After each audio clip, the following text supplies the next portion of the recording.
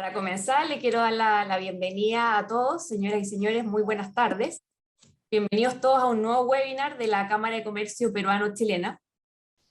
En esta oportunidad nos convoca un tema muy interesante, que es el análisis del sector minero en el Perú y expectativas de desarrollo a futuro. El sector minero, como saben, es uno de los principales motores del crecimiento económico del Perú y es fundamental en la reactivación para los próximos años. Por esta razón, la Cámara de Comercio Peruano-Chilena ha coorganizado, junto a nuestros asociados, Candela Jara Abogados, este evento en el cual analizaremos las perspectivas futuras de la minería. Candela Jara es una prestigiosa firma de abogados afiliados a la International Bar Association, conformada por un selecto grupo de abogados y consultores caracterizados por tener un alto grado de capacitación e integridad. Ofrecen un servicio de calidad en las diversas áreas del derecho. Por otro lado, sabemos que esta actividad no es posible sin la participación y el apoyo de nuestros auspiciadores. Les quiero contar que esta tarde está con nosotros Sigdo Coppers. El día de hoy ellos son auspiciadores oro. Desde 1960, Sigdo Coppers Ingeniería y Construcción está presente en los principales proyectos de inversión relevantes para el desarrollo de Chile, lo que les permite contar con actividades directas en Perú, Brasil y Colombia. Además, esta institución forma parte del grupo empresarial de capitales chilenos Sigdo Coppers S.A., proveedor de productos y servicios para la minería y la industria, a través de compañías con posiciones de liderazgo en sus respectivos sectores. Agradecemos a Sigdo Coppers por estar con nosotros el día de hoy y los invito a ver un video de presentación.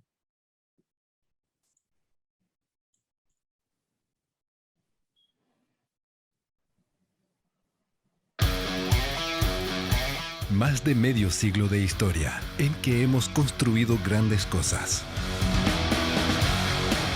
Presentes en los principales proyectos mineros, de energía, civiles e industriales en la región y el principal proveedor de servicios EPC en Latinoamérica. Hoy nos comprometemos a continuar en esta ruta porque juntos seguiremos haciendo historia. Agradecemos nuevamente a Sigdo. Muchas gracias por estar con nosotros el día de hoy. Y ahora bien, quiero presentarles a nuestros ponentes. Tenemos con nosotros esta tarde al señor Mauricio Salinas. El señor Salinas es abogado por la Universidad de Lima, Master of Project Management por la Universidad de Barcelona, España. Ha sido asociado en Nexa Resources Perú S.A., compañía minera exportadora de zinc y cobre, y también fue asociado del estudio Lazo y de Romaña. Además se desempeña como asociado en el estudio Rubio, Leguía y Normand.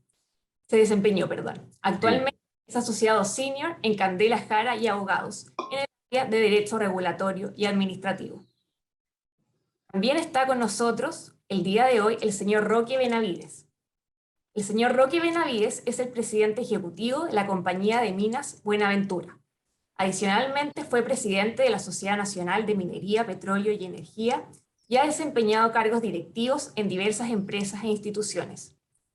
El señor Benavides es ingeniero civil por la Pontificia Universidad Católica del Perú y cuenta con un MBA por Henley Management College de la Universidad de Reading, Reino Unido.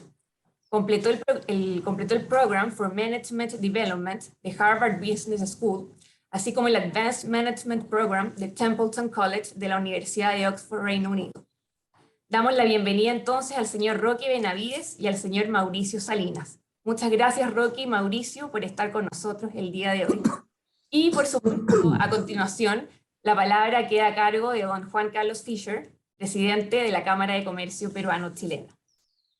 Muchas gracias, Marcela. Muy buenas tardes tengan todos ustedes. Muy buenas tardes, Sigdo Coppers, Estudio Candela. Como siempre, para nosotros es un completo placer. César, Mauricio, bienvenidos. ¿Para qué decir? La presencia de Roque Benavides, gran amigo en lo personal, en lo profesional y de la Cámara, siempre atento a las actividades de nosotros y siempre atento a compartir su visión y sus inquietudes. No me voy a extender, hoy día definitivamente tenemos invitados de lujo, quiero que ellos expongan sus programas con respecto a la minería y al futuro que se tiene. No tengo que contarles que Perú y Chile están unidos por la minería en forma absoluta y completa. Somos coetáneos, por así decirlo, por utilizar un término tan en boga últimamente en términos políticos, tanto en Chile como en el Perú.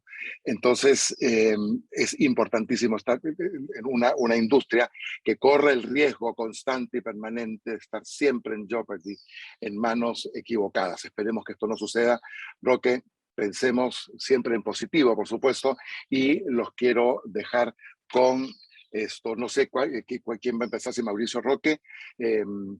Marcela, tú dirás, estamos en tus manos. Y nada, una vez más, muy buenas tardes, bienvenidos a este tema tan interesante y, como siempre digo en todos los eventos últimamente, que Dios nos coja confesados al día siguiente. Muchas gracias, Juan Carlos. Sí, según lo coordinado, Mauricio va a comenzar y después seguimos con Roque. Adelante, Mauricio. Claro que sí, muchas gracias, Marcela, Juan Carlos, ingeniero Benavides, muchas gracias también por este espacio de compartir algunas reflexiones, un poco a modo de diagnóstico, un poco también a modo de propuesta de cosas que podrían ir mejor en vista de que estamos ante una necesidad de dinamizar el sector. Ha sido fuertemente golpeado no solamente desde la pandemia, sino un poco antes, y encontramos ahora una oportunidad, aprovechando la coyuntura que los precios de los metales han ido incrementándose, y que podría el Perú estar en una buena o mejor posición de la que actualmente estamos. Yo quería enfocarme un poco en algunos puntos que he considerado importantes. Obviamente hay muchos temas que conversar en minería, pero he tratado de sintetizarlos en algunos 5 o 6 que he considerado los más importantes. Si podemos pasar a la siguiente para identificar cuáles son los puntos que quiero comentar el día de hoy. Básicamente lo primero que quiero comentar es probablemente el paso 1 en términos de obtención de permisos, que tiene que ver con el tema de exploración minera. La Ley General de Minería, o mejor dicho, nuestro ordenamiento jurídico peruano en cuanto a minería, bastante simple, con accesibilidad y seguridad jurídica a propósito de la Ley de Minería del año 92, tiene un paso importante en cuanto al régimen de concesiones. Las concesiones mineras, que son las que perfectamente te permiten entrar a un terreno para explorar y explotar, ha tenido, como te digo, un régimen, digamos, sencillo, accesible, y al mismo tiempo dentro de un marco de seguridad jurídica, pero que últimamente también ha tenido algunos inconvenientes. Por eso es que es necesario conversarlos un poco también a modo de que se pueda encontrar alguna solución próximamente. Si podemos pasar a la siguiente diapositiva, por favor. Y el primer tema tiene que ver con un poco en la demora. ¿Qué es lo que ha pasado en los últimos 2 años, por lo menos, o hasta incluso 3? Había un tiempo de demora. Antes uno, para obtener una concesión minera que te permitía explorar y explotar un determinado terreno, una concesión minera podía tomar entre 4 a 5, 6 meses. Ahora eso se ha ampliado casi 12 meses. Y eso tiene básicamente que ver con una razón, con la intervención precisamente de otra de las instituciones, o múltiples instituciones que intervienen dentro del sector minero. Ahora se requiere una opinión de CERFOR, básicamente para determinar la existencia de recursos forestales.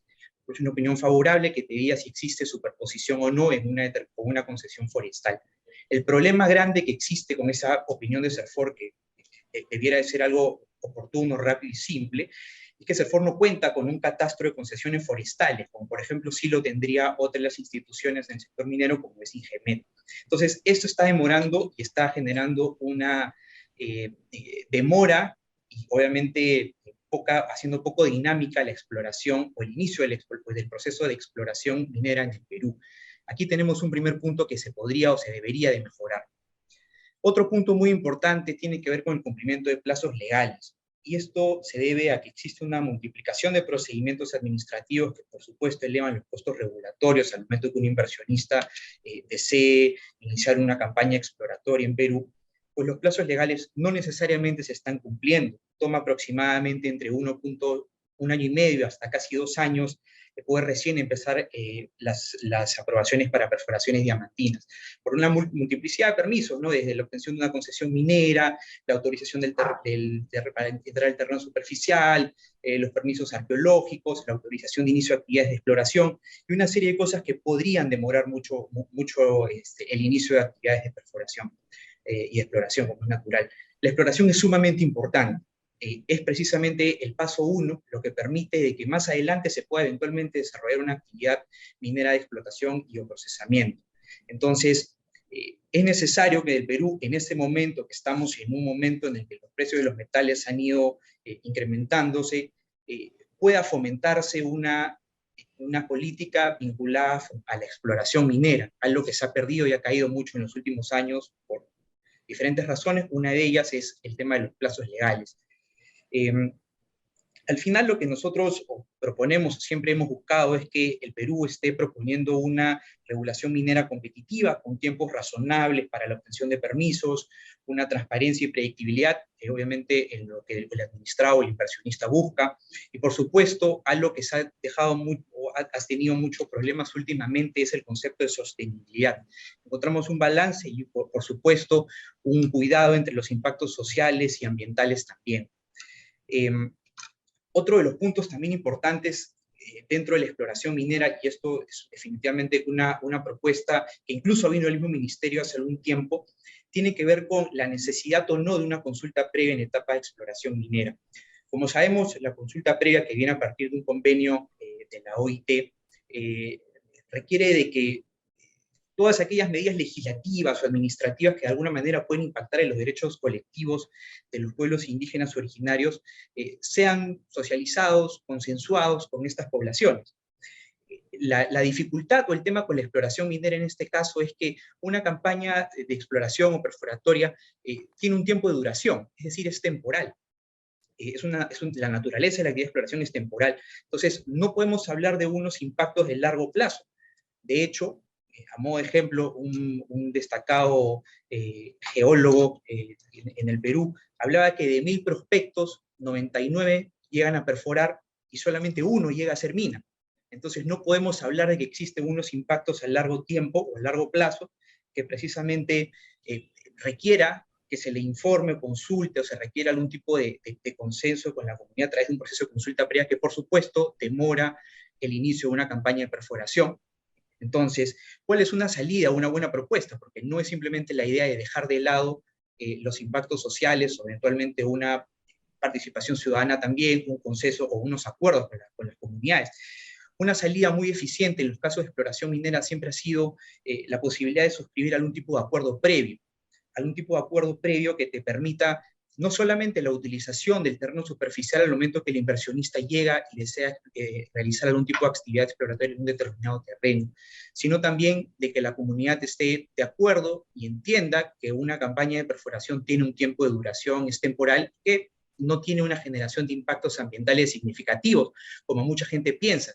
Vamos a hacer minería, significa vamos a hacer actividad exploratoria, y que eso requiera o genere muchos impactos ambientales. Eso no es correcto. Los impactos ambientales son mínimos en el caso de exploración minera. Podemos pasar a la siguiente diapositiva. En el caso de permisología, hay algunos aspectos que se han avanzado muy importantes, ¿no? Como por ejemplo el tema de la certificación ambiental global, que ha sido un esfuerzo bastante interesante por dinamizar precisamente la obtención de permisos que permitan la ejecución de proyectos, en el caso de minería, ¿no? Por supuesto, más adelante. ¿Cuáles han sido un poco las restricciones de esta nueva política? Tiene básicamente que ver con que aplican solamente a estudios de impacto ambiental detallados, es decir, proyectos mucho más grandes. Integran 14 permisos, es cierto, con otras entidades, es decir, como una ventanilla única. El problema ha sido de que al momento de, como saben, dentro del marco de una evaluación de un instrumento de gestión ambiental, intervienen otras entidades, como por ejemplo en el caso de un proyecto minero, interviene, si es que hay por supuesto, alguna utilización de recurso hídrico, interviene la Autoridad Nacional del Agua, emitiendo una opinión técnica vinculante, puede intervenir el CERNAM, pueden intervenir distintas entidades dependiendo del impacto del proyecto. Sin embargo, ha ocurrido mucho, viene ocurriendo en los últimos años, principalmente con la Autoridad Nacional del Agua, unas demoras excesivas para evaluar proyectos en el marco de un instrumento de gestión ambiental. Las opiniones técnicas toman mucho tiempo y eso evidentemente genera un retraso en la ejecución de proyectos. Es conocido de que existe poco personal y pocos recursos también para atender la cantidad de proyectos que llegan a la Autoridad Nacional del Agua. Por eso tenemos ahí un punto que se podría o se debería fortalecer como para seguir en esta idea de dinamizar el sector. Vamos a pasar a la siguiente, por favor. Otro de los temas sumamente interesantes y que de hecho ha generado más de un conflicto últimamente tiene que ver con el transporte de minerales.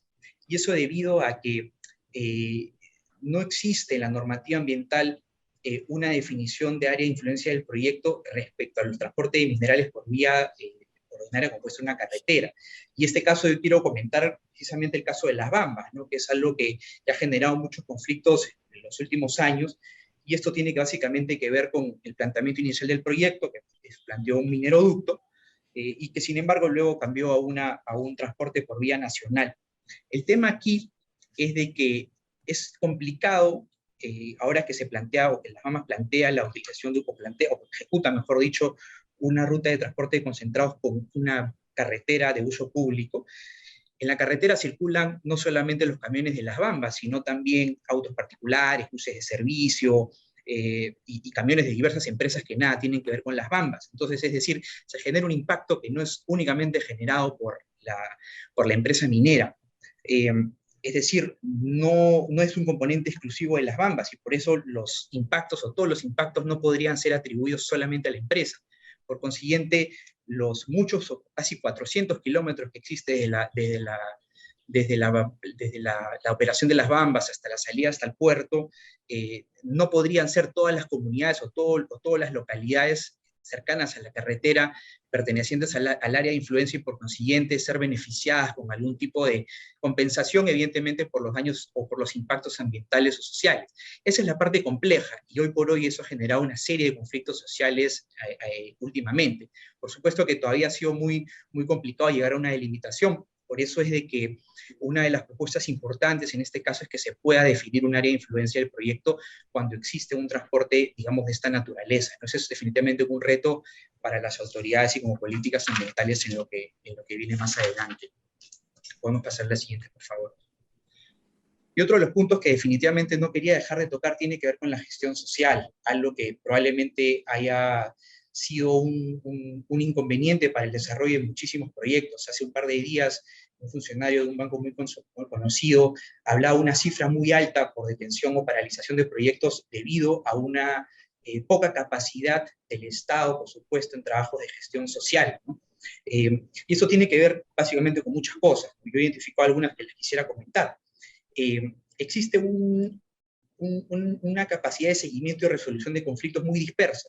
Intervienen múltiples entidades, está la Oficina de Gestión Social del Ministerio, Energiminas, a veces la Defensoría del Pueblo, PCM, interviene también en la fiscalización de compromisos sociales OEFA, SENACE también por momentos, cuando quieres cambiar tu instrumento de gestión ambiental. Es decir, hay múltiples entidades, pero falta un protocolo de intervención. ¿Quién interviene primero? ¿En qué momento? Cómo se desarrolla, cómo se ejecuta, cómo se constituyen las mesas de diálogo, en fin, muchas cosas de que hoy por hoy los conflictos sociales hayan paralizado muchísimos proyectos y muchísimas, incluso unidades en operación. Es claro que existe una conflictividad principalmente por el uso del agua en minería. Queda claro para muchas empresas mineras que no basta con contar con los permisos ambientales, es necesario tener una aceptación de la comunidad en muchas cosas. A modo de crítica, como propuesta de mejora para las compañías, que incluso hemos asesorado en muchos casos, es que los EIAs a veces, o los instrumentos de gestión ambiental, muchas veces han resultado de alguna manera insuficientes para prevenir, detectar e incluso gestionar conflictos sociales. No basta solamente enfocarse en aspectos técnicos, sino en temas de participación ciudadana también. Hay que mejorar el enfoque en participación ciudadana y relacionamiento con las comunidades, que permitan obtener evaluaciones de los posibles impactados y generar confianza a partir de ese momento, un intercambio real. Por supuesto que la propuesta evidentemente tiene que ver con revisar el proceso de participación ciudadana, porque no necesariamente se están previniendo los conflictos como se esperaba, ¿no? Definitivamente que el rol de la Oficina de Gestión Social del Ministerio de Energía y Minas es vital en este caso. En nuestra opinión, tendría que tener un rol protagónico. Hoy por hoy la oficina es muy pequeña, con muy pocos funcionarios, con mucha buena disposición y técnicos muy buenos dentro de la oficina, pero que definitivamente no se dan abasto para atender la multiplicidad de conflictos que existen, ¿no? Y eso obviamente no se va a ver bien desarrollado si es que los funcionarios, digamos, de primer nivel no están alineados en que el aporte de la minería para el desarrollo del país es necesario, ¿no? Es importante mencionar también que recientemente el OEFA, el Organismo de Fiscalización Ambiental, que también fiscaliza temas de compromisos sociales, está empezando a tener un rol protagónico. Recientemente, en los últimos años, ha empezado a fiscalizar e incluso sancionar incumplimientos de compromisos sociales, lo cual obliga o va a obligar también a que las empresas tengan un manejo mucho más eficiente y diligente en el cumplimiento de lo que se plantea, ¿no? Podemos pasar a la siguiente, por favor. Y como uno de los últimos puntos que yo quería tocar y no dejar de mencionar, es un tema de que se ha venido discutiendo en los últimos 5 años, por lo menos, que tiene que ver con las cabeceras de cuenca. Las cabeceras de cuenca se ha creído mucho tiempo que son las zonas donde nacen las corrientes de agua, los flujos de agua, o los aflorecimientos de agua subterránea en las partes más altas. Y a partir de ello se han generado, mejor dicho, mucho debate y también, por supuesto, una ley de cabeceras de cuenca en el año 2017 por una serie de congresistas opuestos al desarrollo, obviamente, de minería, buscando declarar la intangibilidad de estos cuerpos de agua. Es decir, no puede haber intervención humana en este caso. No existe, obviamente, ningún tipo de evaluación técnica, con algún tipo de criterio o medida específica, simplemente es una declaración de intangibilidad donde nadie puede entrar. Y eso no ha sido del todo exacto, e incluso el mismo tiempo y la práctica ha dado la razón a quienes eran opositores a ese tipo de ley, a esta ley, por ejemplo, ¿no? Existe un conocimiento o un desconocimiento profundo de los ciclos hídricos. No solamente en las zonas más altas se generan los aflorecimientos de agua, los cursos de agua. De hecho, la zona con mayor precipitaciones está en la cuenca de 15.000, en el Cusco, a 600 metros sobre el nivel del mar, donde más llueve, donde los ciclos de agua son muy altos. Y bajo la ley que se quería plantear del año 2017, donde a determinada altura no exista o no se puede desarrollar actividad minera, resultaría insuficiente para, por ejemplo, proteger esta cuenca hidrográfica, que paradójicamente es donde más minería ilegal se desarrolla. Es decir, lo que se buscaba con esta ley del 2017 no alcanzaría ni protegería lo que se estaría buscando con esta cuenca hidrográfica.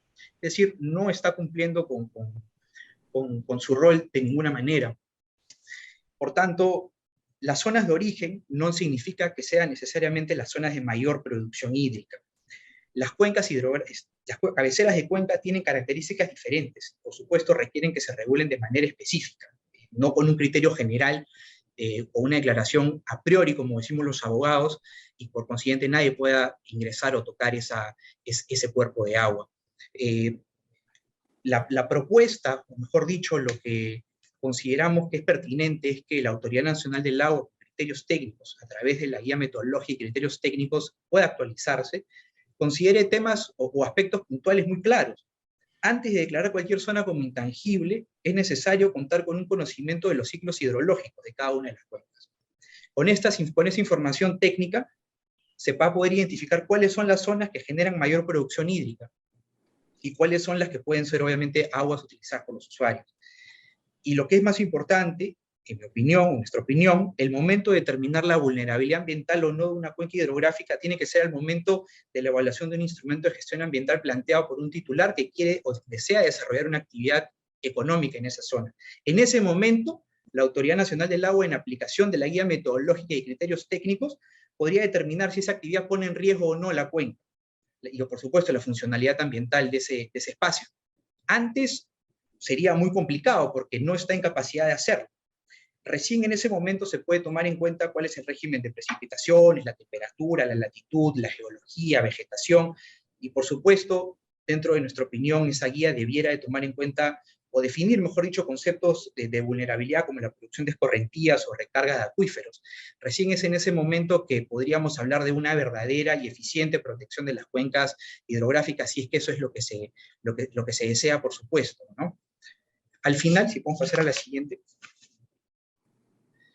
lo que debiera de plantearse como una política económica competitiva, es necesario mejorar las condiciones de sostenibilidad ambiental y social. Encontrar un balance entre los derechos mineros de los titulares, también con los derechos ciudadanos de las personas, y que eso solo se puede lograr si es que el Estado genera credibilidad y legitimidad con sus mismas entidades. Y por supuesto, es necesario proponer políticas públicas que sean proactivas y sobre todo sostenidas para que la minería cumpla su rol, como lo ha venido haciendo, pero de manera más notoria, con el desarrollo local, regional y nacional, a través de programas o políticas muy puntuales, que pueden ser como la inversión, por ejemplo, en lo que se requiere en corredores económicos, en una agenda de descarbonización para la utilización de tecnologías limpias, en la incentivación de centros educativos para que de alguna manera se ajusten a las necesidades de la industria minera, en esas regiones mineras, por supuesto, o plantear hojas de ruta de tecnología minera, o políticas que pueden ser muy bien utilizadas con el fin específico y conjunto de un desarrollo local, regional y local. Entonces, básicamente esos son algunos de los puntos que he querido compartir esta tarde con ustedes, y por supuesto voy a estar atento a cualquier duda, consulta o intercambio que se requiera. Muchas gracias por su atención. Muchísimas gracias, Mauricio. Antes que pasemos a alguna pregunta que tenga Marcela, yo tenía anotado aquí, me llamó mucho la atención el comentario que hiciste con respecto a CERFOR. Yo tuve mucho contacto en su minuto con la persona que manejaba CERFOR, que era Fabiola, que terminó siendo después ministra de Estado, y en lo que a mí respecta, una persona bastante calificada para eso, y coincide con su salida. El ingreso de CERFOR dentro de las normativas actuales significa realmente un lastre, digamos, para el comienzo, digamos, por la falta de experiencia que pudieran tener, o es un impedimento en este minuto? No es un impedimento, la finalidad es muy buena, es correcto, es necesario Es verificar que en ese el lugar en el que se está solicitando una concesión minera no exista, por supuesto, una concesión forestal, eso es claro. Obvio. El problema es que la respuesta en la demora es la demora en la respuesta de CERFOR a ese trámite que tiene que ver con minería específicamente. No es más la demora, más que la finalidad del rol que cumple CERFOR. Perfecto. ¿Y qué pasa con los funcionarios? Porque el MINEM, evidentemente, hoy día especialmente, y en los últimos tiempos ha estado, bueno, ya sabemos cómo ha estado. ¿Cómo está esa parte en el daily living, digamos, del sector? ¿Dependiente constante y permanentemente de los avatares políticos, de los cambios ministeriales y de todos los equipos, o no? Sin duda, en lo que hemos visto en los últimos meses ha sido muy llamativo, ¿no? Funcionarios de larga trayectoria que han estado en el ministerio durante muchos años han salido abruptamente, básicamente por el copamiento, evidentemente, de funcionarios de política de turno, básicamente, ¿no? Sí, claro, y eso definitivamente que ha generado mucha discrepancia y poca capacidad de solución de temas que estamos viviendo en el día a día, ¿no? Estamos en el sector, vemos este problema diario, ¿no? En diferentes entidades, no solo en el Ministerio de Energía y Minas. No, bueno, eso lo tenemos claro, es el copamiento absoluto de, bueno, ya sabemos de qué. Marcela. Gracias, Juan Carlos. Muchas gracias, Mauricio. Muy interesante la presentación. Todavía no tenemos preguntas, seguramente al final de la presentación de Roque vamos a tener varias dudas, así que le doy la palabra al señor Roque Benavides para que nos pueda hacer su presentación.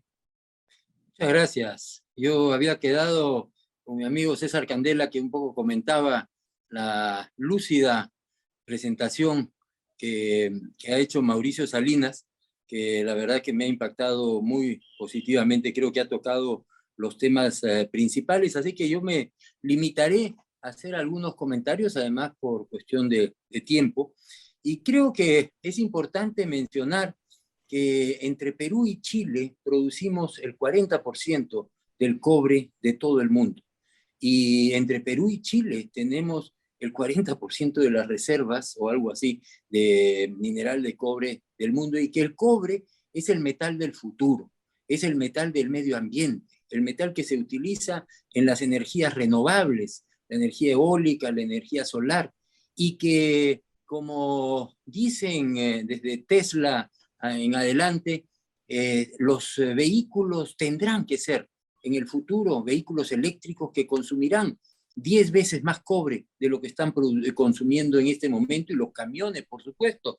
Así que el cobre debería, y lo repito hasta el cansancio, debería unir a países como Chile y Perú, porque creo que hay que promover la industrialización del cobre. Con esta riqueza que tenemos, hay que ponerle en valor, hay que ponerle más valor todavía a esa riqueza del cobre, y no ser acomplejados, como lamentablemente parece que somos tanto en el Perú como en Chile, con respecto a nuestra minería, que es una bendición de los recursos naturales.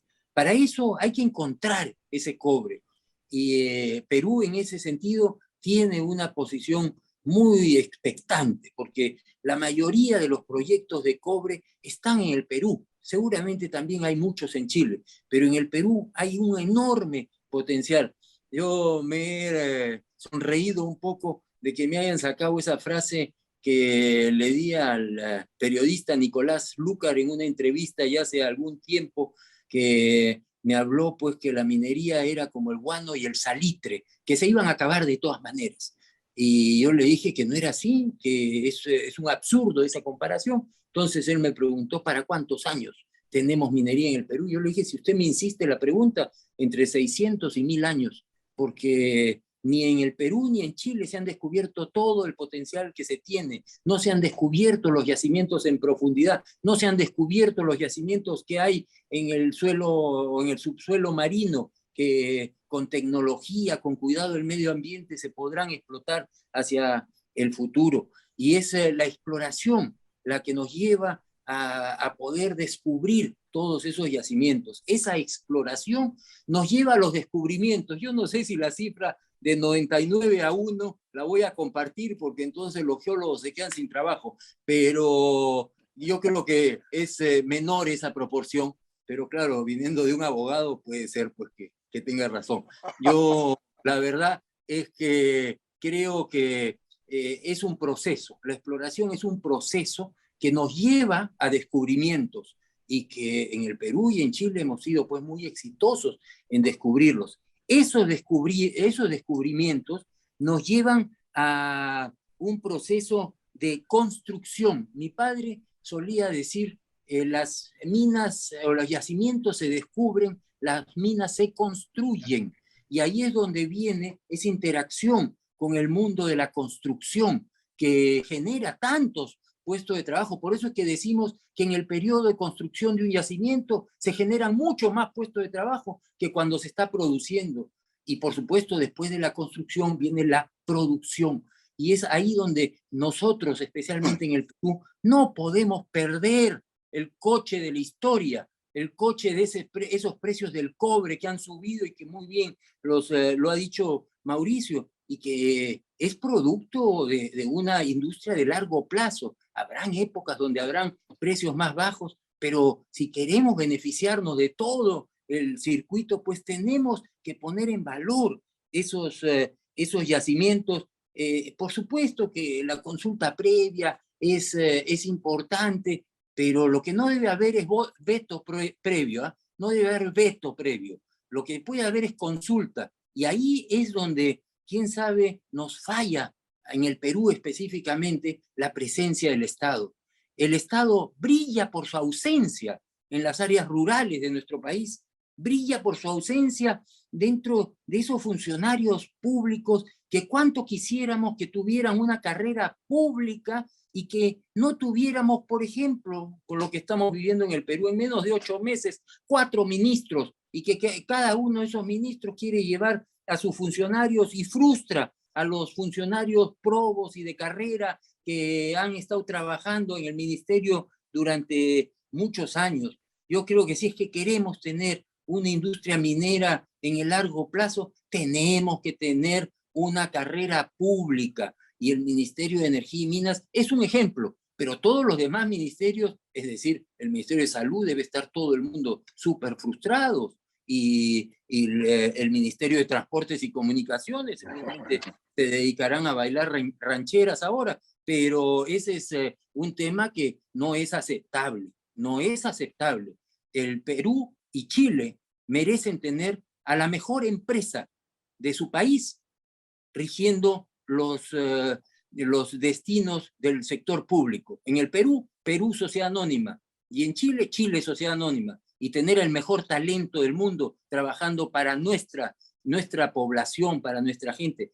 Por eso es que yo insisto que tiene que haber presencia del Estado. No puede ser que se deje a las empresas enfrentando a las comunidades. Tiene que haber el fiel de la balanza, tiene que haber la presencia del Estado. No puede ser que las comunidades, para que los escuchen en Lima, pues bloqueen una carretera. Eso hay que anticiparlo, eso hay que anticiparlo. No hay derecho que esa gente humilde, pobre, no vea los recursos que genera la minería en beneficio de su mejor nivel de vida.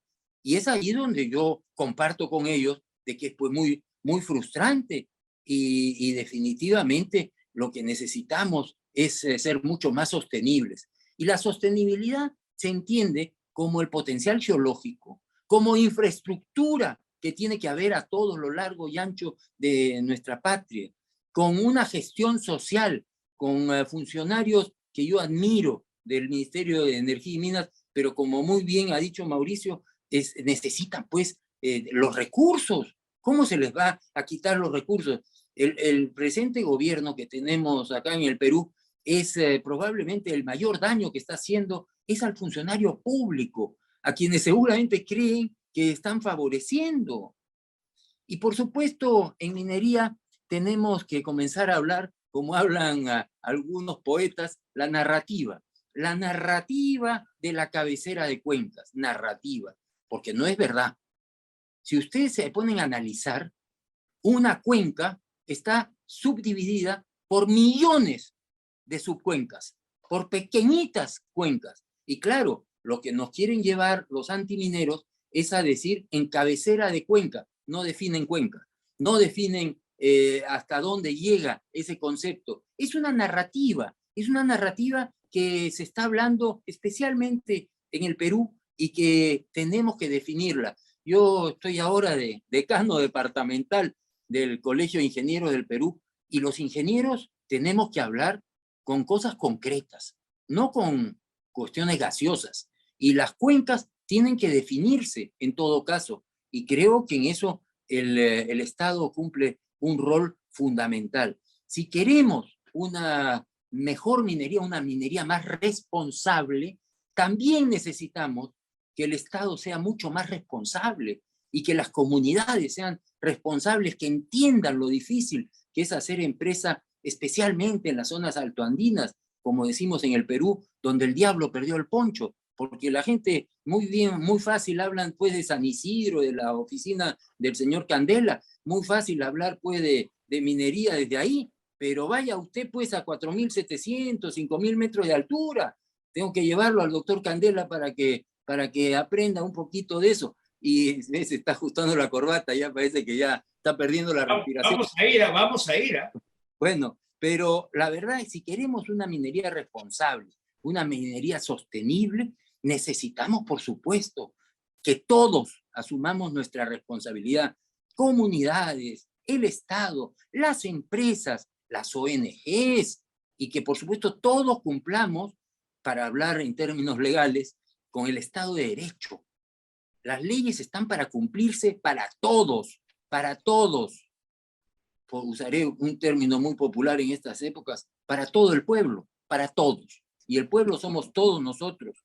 Y las políticas públicas tienen que ver, por supuesto, con personas. Y creo yo que nosotros tenemos que promover a esos funcionarios públicos, funcionarios públicos generosos con su tiempo, con su dedicación, gente que realmente no merece ser maltratada. Lamentablemente lo que estamos viendo en el Perú es un maltrato no solamente a las industrias, sino especialmente a esos funcionarios públicos a quienes yo esta tarde aprovecho para rendir homenaje. Muchísimas gracias.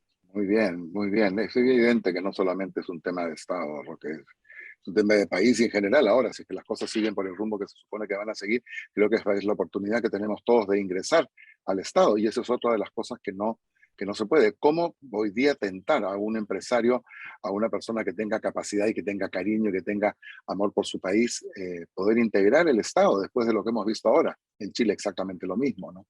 Hoy día en Chile se está tejiendo, porque no sé qué otro nombre poner, una constitución donde hay gentes que tienen la firma para poder ponerla y que han tenido menos de 100 votos. Ustedes se pueden imaginar una cosa semejante, que exista una persona que tenga ese nivel de responsabilidad.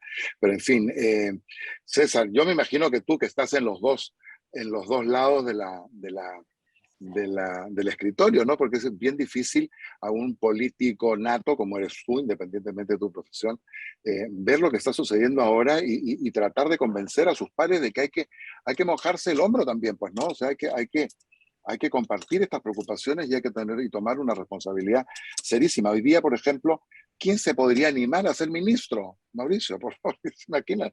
¿Quién podría hoy día tener interés en ser ministro después de las cosas que están pasando? César. Sí, a ver, bueno, en primer lugar, muchas gracias. Saludar a todas las personas que están teniendo la amabilidad de acompañarnos. Una vez más, agradecer a Juan Carlos como presidente de la Cámara, a Mariela, que estoy teniendo el gusto de conocer a través de este mecanismo del Zoom, como siempre, y ojalá pronto podamos Muy compartir pronto. con la presencialidad. Una vez a mi amigo Roque, agradecerle compartir con nosotros su experiencia. Y por supuesto que acepto ir a la altura, Roque, porque lo estoy persiguiendo porque el próximo contrato minero ya lo va a ver con el estudio, y eso es una muy buena noticia, Mauricio. Mira, por fin ya Roque se está comprometiendo públicamente, ¿ah? Así que se ha comprometido, hasta donde yo entiendo, se ha comprometido a ir a la mina, no a cambiar de estudio de abogado. Eso no está permitido en este foro, ¿ah? Eso va a ser el lado izquierdo y el lado derecho voy a estar yo con tanque de oxígeno. Oye, no vaya a ser cosa que después se acusa a la Cámara de Comercio Peruano-Chilena de andar en alguna cuchipanda. No, si no va Mauricio, él se aguanta a la altura, que es más joven que yo. Pero bueno, mira, a ver, es cierto, yo creo que una de las cosas que yo aprendí es a comprometerme con la realidad, porque es una forma también de hacer un cambio, ¿no? Yo creo que una de las cosas que está sucediendo es porque hemos dejado que algunas cosas avancen, ¿no? Y es el compromiso de los que hacemos empresa. Yo hago empresa a través de mi profesión y el ejercicio de lo que venimos haciendo en la actividad privada, pero eso no significa dejar de lado lo que creemos puede generar la afectación de las inversiones de la actividad pública. Y decir lo que creemos no está bien, y proponer además. No se trata solamente de cuestionar o criticar, sino también de proponer, ¿no? Por ejemplo, en estos días, el día de ayer, lo señalé públicamente, el regreso a la presencialidad, ¿no? Una medida muy lógica es, si se ha promovido una norma, un decreto supremo para promover ya el 100% del aforo, ¿por qué no regresar a la presencialidad? Por ejemplo, en registros públicos, y debe ser también el registro minero, los documentos se siguen llevando a la casa de los registradores, lo cual hace que un procedimiento de registro minero, de concesión, de registro público, de un trámite sencillo, en vez de demorar un procedimiento de 10, 15 días hábiles según el TUPA o un reglamento, demore mucho más. Mejor no te digo el órgano supervisor de compra del Estado y de otras entidades. Esa simple demora le afecta al empresario, le afecta al administrado, al ciudadano a pie, y por supuesto que genera una inercia del sector público que además ya está siendo afectado por una designación deficiente de personas que podrán de repente necesitar el trabajo y tener mucha voluntad de participar, pero que no están preparados muchos de ellos para ejercer un cargo público con responsabilidad, porque no solamente hay que querer servir, sino que además hay que tener un conocimiento vasto y tener una experiencia, conocer los instrumentos de gestión, conocer la idiosincrasia del funcionario, porque como tú lo has dicho, yo he estado en el sector público 17 años y ahora estoy en el sector privado hace 10, y hay que tener cierto conocimiento. Y ahora que estamos interactuando ya con ustedes 10 años, con otros gremios, por supuesto que ahora nos sentimos más identificados que nunca en defender sus intereses, y entendemos perfectamente cómo ustedes día a día tienen que enfrentar todas las vallas, no solamente legales, sino identificamos cuál es la dificultad que tiene el funcionario cuando no conoce la norma, cuando asume una responsabilidad y se protege del temor que debe enfrentar para firmar los documentos y las autorizaciones, y por supuesto el cambio constante de funcionarios, porque claro, al haber 4 gabinetes y 4 ministros en energía y minas, y encima tener que sentarse a conversar con un funcionario que no tiene ni idea cómo funciona el sector, es peor. Entonces, tenemos que asumir el conocimiento de la norma en el sector correspondiente, explicarle a alguien que no conoce y encima defender legalmente tu derecho como inversionista minero o vinculado al sector en este caso, o a la entidad vinculada al sector, ¿no? Entonces, se hace mucho más complejo. Pero eso no nos desanima, porque somos personas de retos, somos personas que asumimos el caminar y justamente superar los obstáculos, porque somos justamente preparados para ello, no solamente en casa, sino también en las universidades, y esto es lo que nos ha, gracias a Dios, permitido superar la pandemia, y por eso estamos acá, y seguiremos en esta lucha acompañado de los gremios, acompañado de todas las personas de buena voluntad que quieren seguir generando trabajo, porque para eso estamos acá, para eso lo hemos invitado a Roque, para eso estamos contigo, Juan Carlos, y con Mariela, y Marcela, perdón, y de donde nos toque, estaremos para enfrentar todos los obstáculos que impidan o quieran obstruir la promoción de las inversiones. Así que bueno, más bien muchas gracias por este espacio, Juan Carlos, y los dejo para que Roque y Mauricio sigan absolviendo las consultas en la materia. Permiso. Perfecto, muy bien esto, César. Como tú sabes, nosotros tenemos mucho aprecio a la gente que nos ha acompañado desde siempre y ese es tu caso. Vamos a iniciar, espero, estamos con Marcela trabajando este tema en el menor plazo posible, los eventos presenciales, que yo creo que va a ser en el futuro una mezcla de ambos, porque normalmente tener, por ejemplo, como en este minuto, a 72 personas a las 4 de la tarde reunidas no es menor el tema. Entonces, ver de hacerlo justamente terminando la tarde, en fin, empezando el after office para poder vernos y darnos un fuerte abrazo que bien merecido nos tenemos todos. Marcela, te dejo estoy viendo por aquí que bueno, yo tengo aquí en mi interno varias preguntas, pero estoy viendo que hay 2 que son bien interesantes que han hecho, por un lado Mercedes Álvaro y por el otro lado Fernando Pajares. La primera, Mariela, te la dejo, bueno, no sé quién, yo creo que Roque la podría perfectamente contestar, y la otra tiene nombre propio que es para el doctor Mauricio Salinas. Por si acaso, para nuestros oyentes y amigos chilenos, acá en el Perú a los abogados se les dice doctores. Nunca sabré por qué, pero esa es la razón, eso es un hecho. Aquí a los médicos y a los abogados se les antepone el doctor. No te rías, ese que es un hecho concreto. Aquí a ustedes se les dice doctores. Juan Carlos, me da risa tu comentario. Ya, entonces Mercedes Álvaro le pregunta, se la vamos a ver si Roque nos puede ayudar.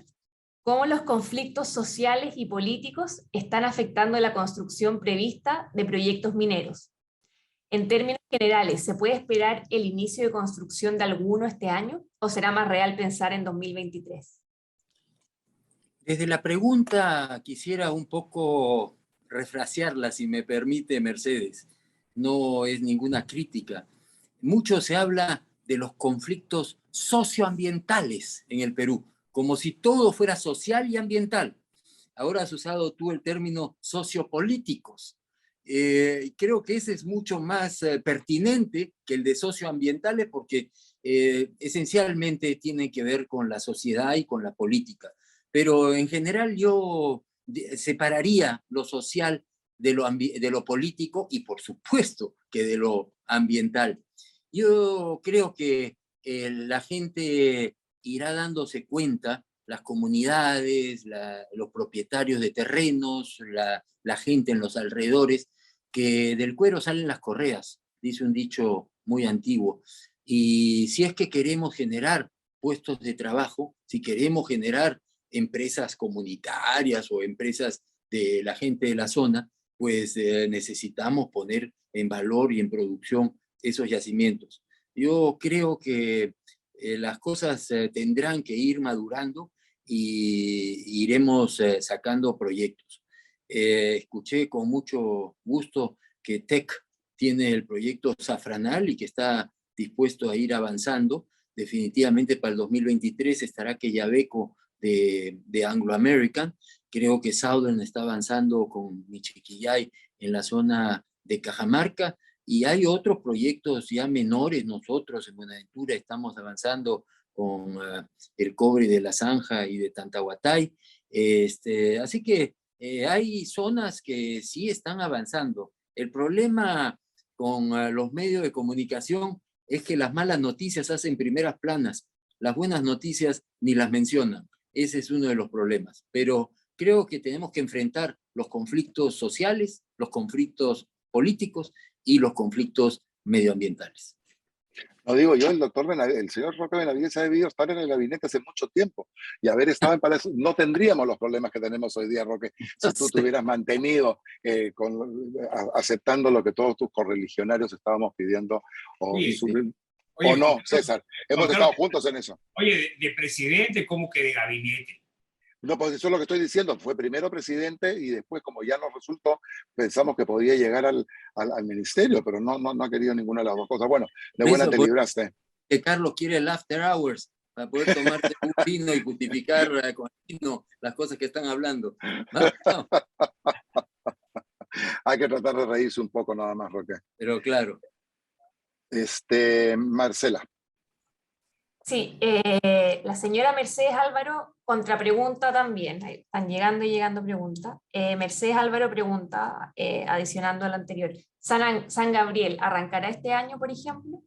No, San Gabriel comenzará la construcción el año 2023, esperamos, con todo entusiasmo, con todas ganas, después de haber hecho una reestructuración financiera en Buenaventura que era indispensable, producto de una serie de aspectos, y estamos muy entusiasmados con San Gabriel, que será la primera mina 100% con energía solar en el mundo. Así que la industria no renovable tiene energía renovable al 100%. Mira tú. Esas son efectivamente las noticias que tendrían que ser primeras planas, si no lo que hace o dice o deja de decir la señora Carolina. Expectativas del precio del cobre y el oro para los próximos meses. Bueno, habría que ser Zulma para saber eso, ¿no? ¿Cómo irán esos dos detalles? ¿Qué opinan ustedes? Muy buenos. Muy buenos, porque la demanda va a continuar muy fuerte. No cabe la menor duda. Hay países que se han comprometido que para el 2030 ya no tendrán vehículos a combustión y que tendrán todos vehículos eléctricos. Y el 2030 está a tiro de piedra del 2022. Así que yo creo que por ahí vamos a tener mucho consumo del cobre. El cobre está brillando como el oro. Así que bien para Chile, bien para el Perú. Por supuesto. ¿Cuándo calculas tú que vamos a tener entre los 12 y el 50% de la producción mundial? Si es que si nos pusiéramos las pilas, estoy seguro que en muy corto plazo, no puedo asegurar un tiempo. Imagínate tú, en alguna oportunidad alguno de tus colegas habló del año 2022, pero bueno, ya estamos en el 40% y eso ya es bastante decir. Marcela. Se me fue la pantalla. El señor Fernando Pajares pregunta para el doctor Mauricio Salinas. Usted ha expuesto de manera muy clara todo lo que hay que hacer. Me gustaría saber su opinión sobre los pasivos ambientales que deja la minería. Y para don Roque, ¿cómo se solucionaban estos pasivos hace 50 años? Adelante, Mauricio. Bueno, en el caso de los pasivos ambientales, que ahora se pueden observar, muchos de ellos han sido por la actividad minera que viene de muchos años atrás, ¿no? El ministerio tiene una identificación, un listado de pasivos ambientales claros. El problema es de que muchos de estos pasivos son los llamados pasivos huérfanos, es decir, no han sido identificados quiénes han sido sus generadores, ni mucho menos quiénes han sido los responsables, con lo cual el Estado asume, digamos, la responsabilidad de remediarlos. Y el problema tiene que ver con esa parte precisamente, ¿no? Activos mineros encargados de cuenta con un financiamiento muy corto, muy pequeño, muy limitado, que impide que pueda remediar estos pasivos ambientales, y recién estamos observando algunos efectos de eso, porque eso genera una seria afectación a cursos de agua, al mismo suelo. Entonces, estamos viviendo los impactos hoy por esos pasivos que no han sido remediados en su momento, ¿no? Tal vez la respuesta a lo de lo de varios años atrás, el ingeniero Roque lo pueda contestar un poco más claro. Mil disculpas, ¿ah? Mil disculpas. Los pasivos ambientales son un tema que viene pues de muchos años. El tema medioambiental es un tema que tiene que ser evaluado en su espacio y en su tiempo. Lo que era un tema medioambiental a comienzo del siglo XX no es pues lo mismo que en el siglo XXI, ¿no? Y creo yo que hay que darse cuenta de eso. Hay que enfrentar los pasivos medioambientales que puedan haber y por lo tanto el Estado que ha disfrutado de los beneficios de esas operaciones también tiene que participar y eso es lo que está sucediendo en el Perú. En el caso de pasivos que no sean huérfanos, como muy bien lo ha dicho Mauricio, pues los responsables son las empresas que están operando o que tienen la titularidad de esas propiedades mineras. Y en ese sentido, yo creo que la tecnología de remediación medioambiental ha avanzado muchísimo. Yo lo invito pues al doctor Candela a otro viaje para ir a visitar la zona de Hualgayoc, en la zona donde Buenaventura operó la mina de Colquirrumi, y cómo se ha remediado toda esa zona. Ahora, también hay pasivos que no han sido remediados, como lo de los informales. No hemos hablado una sola palabra de informales. ¿Quién va a remediar los pasivos de los informales? ¿Y quién permite que existan los informales? Ese es el problema. Así que tenemos que enfrentar con todo realismo ese tema porque es pues muy importante. Sin duda. Gracias, Roque.